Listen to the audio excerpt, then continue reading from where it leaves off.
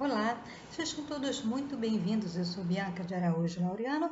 Esse é seu canal Justiça em Foco Notícias. Hoje, dia 1º de maio de 2025, quinta-feira, né? Uma quinta-feira especial, uma quinta-feira de feriado, Dia do Trabalhador, pessoal. Mas não é um dia qualquer, não começou de qualquer maneira, não foi ao acaso, né, pessoal? Tem origem. Então, vamos falar aí sobre o Dia do Trabalhador, pessoal. Vamos aqui ao site da Agência Brasil. Vamos entender as origens do 1º de maio, Dia do Trabalhador.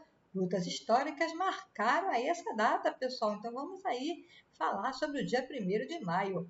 Mais do que comemorativo, o 1º de maio é uma data de luta.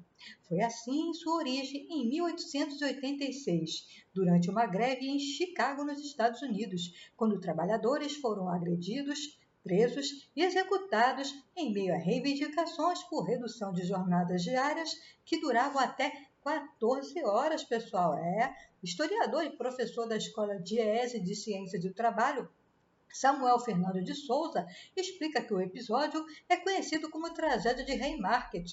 Os trabalhadores reivindicavam uma jornada de 8 horas e faziam manifestações contra espaços de trabalho insalubres.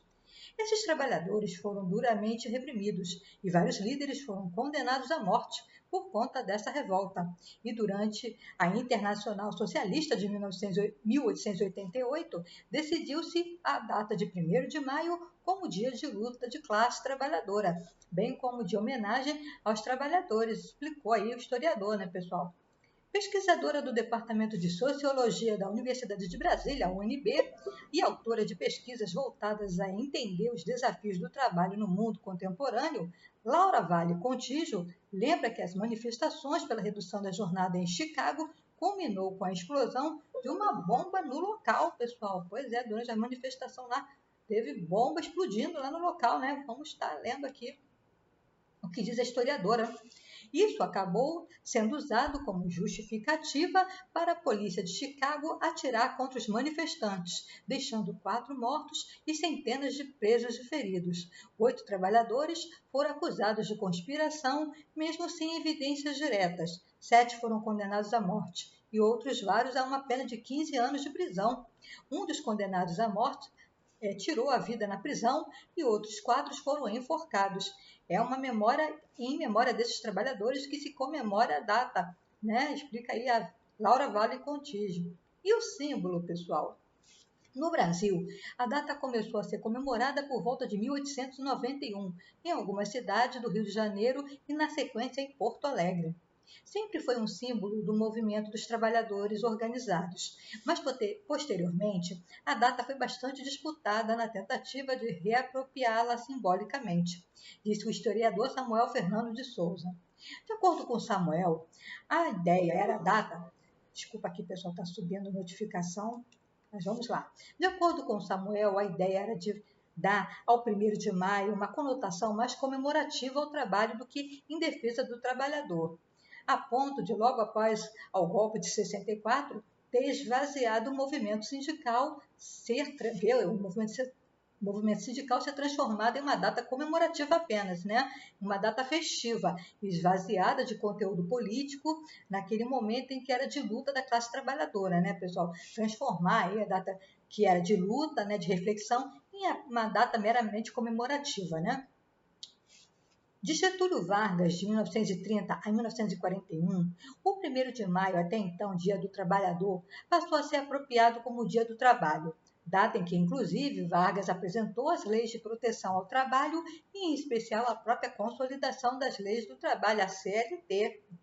Na década de 1950, quando Vargas voltava ao poder, ele continuava se utilizando dessa data, normalmente para anunciar o aumento do salário mínimo, acrescentou aí o historiador Samuel.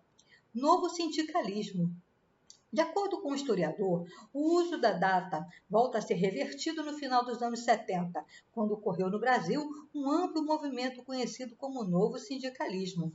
Foi ali que foram retomados muitos dos símbolos da classe trabalhadora, em meio aos movimentos no ABC paulista e dos metalúrgicos que fizeram surgir aí o atual presidente da República, Luiz Inácio Lula da Silva.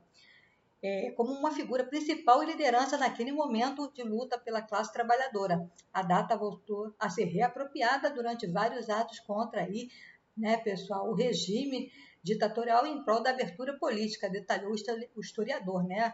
A força sindical tomou força aí no final dos anos 70, liderada aí pelo atual presidente da República. Trabalho ou trabalhador?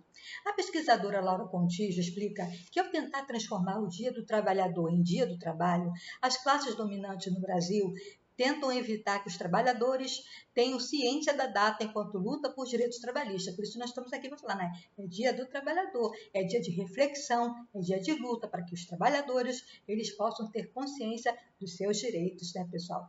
Tentaram transformar o 1º de maio em uma data sem sentido e sem conteúdo, como se fosse uma mera celebração de algo que também não fica muito claro o que é. O que seria o Dia do Trabalho? E por que seria feriado? E por que seria feriado do trabalho? Isso não faz sentido, complementou, né? Segundo a pesquisadora da UNB, algo similar acontece aqui também com o Dia das Mulheres. Tentam transformá-la em uma data de celebração da mulher, em vez de uma pauta de luta das demandas concretas, né, pelas mulheres. Assim, é o Dia do Trabalho, também acontece aí no Dia, né, Internacional das Mulheres, né? Tentam transformar numa data apenas celebrativa, né, sem pautar as demandas, lutas das mulheres, né? Muito bem. No caso dos trabalhadores, a data atualmente visa fortalecer a luta pela redução da jornada de trabalho, por melhores salários e pelo fim da escala 6x1, entre outras demandas, argumentou. Inclusive foi aí ontem comentário aí do presidente Luiz Inácio Lula da Silva em seu pronunciamento aí à nação pelo Dia do Trabalhador, né? E as demandas, pessoal.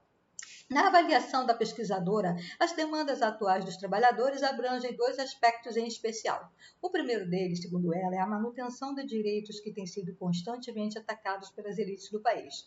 Há também lutas visando a ampliação de direitos e exemplifica. Veja essa discussão que está tendo agora no STF em relação à pejotização. Esse trabalhador contratado como pessoa jurídica não está protegido pela legislação trabalhista, que determina, por exemplo, a limitação da jornada de trabalho. Lembra aí a Laura Contígio. Ela cita também a situação daqueles que prestam serviço por meio de plataformas digitais. Não há qualquer regulamentação dessas plataformas que colocam o indivíduo para trabalhar o tempo todo, enquanto o corpo tiver condições físicas para o trabalho, alerta. Tendo por base uma pesquisa feita em 2022, Laura Contígio disse que os entregadores de aplicativo trabalham em média 47,6 horas semanais, pessoal. Mas, em entrevista com trabalhadores, constatamos jornadas de até 80 horas semanais, algo que é muito próximo do que era feito no auge da Revolução Industrial, quando você não tinha nenhum tipo de regulamentação no trabalho.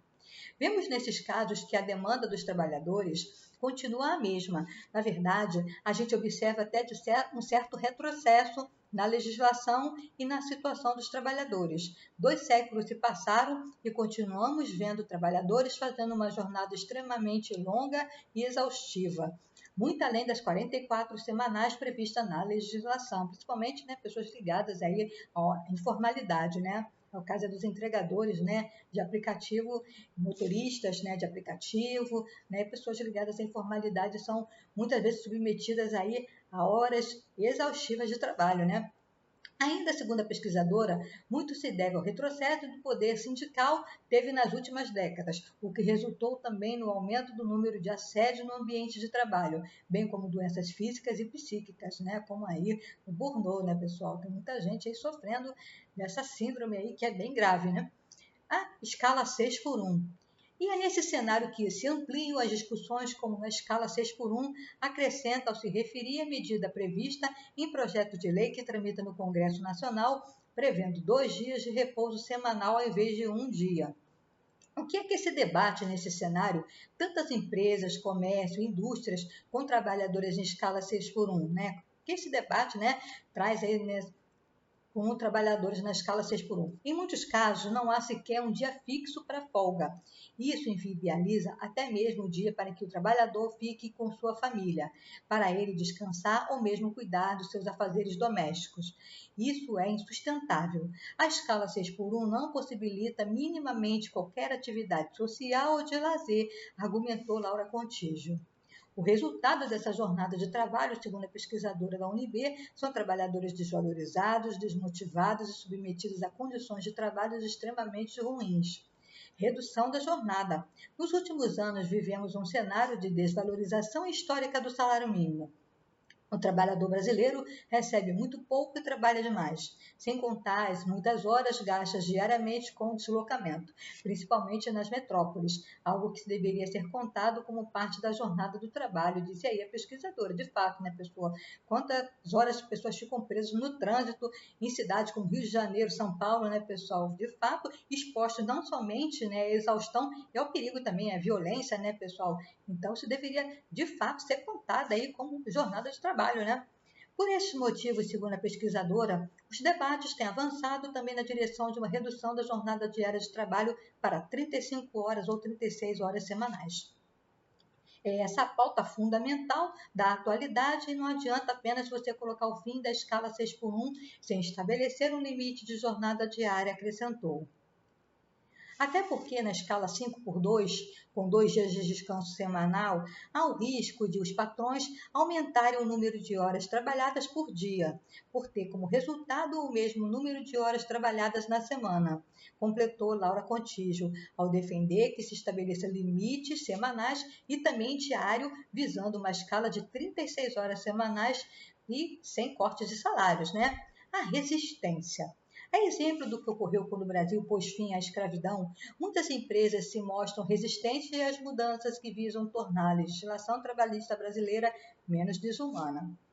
Há muita campanha das empresas dizendo que vão quebrar e que tais mudanças causariam grandes problemas. Mas veja o exemplo na França, que desde 1998 tem uma jornada de 35 horas semanais de trabalho, possibilitando aos trabalhadores mais tempo livre, seja para estudar, praticar atividades físicas ou para conviver com seus filhos, com a sua família, ter uma melhor qualidade de vida em família e pessoal, né, pessoal? Explicou aí a pesquisadora.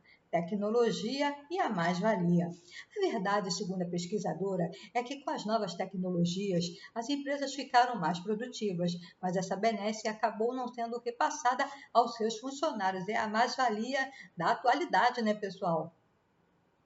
O nível de produtividade das empresas tem sido cada vez maior com o desenvolvimento das tecnologias e com as inovações. Isso deveria mostrar que é possível manter a produção mesmo com a diminuição da quantidade de horas trabalhadas. No entanto, o que vemos é que isso não está beneficiando o trabalhador. A jornada de trabalho está aumentando ainda mais, disse Laura Contígio.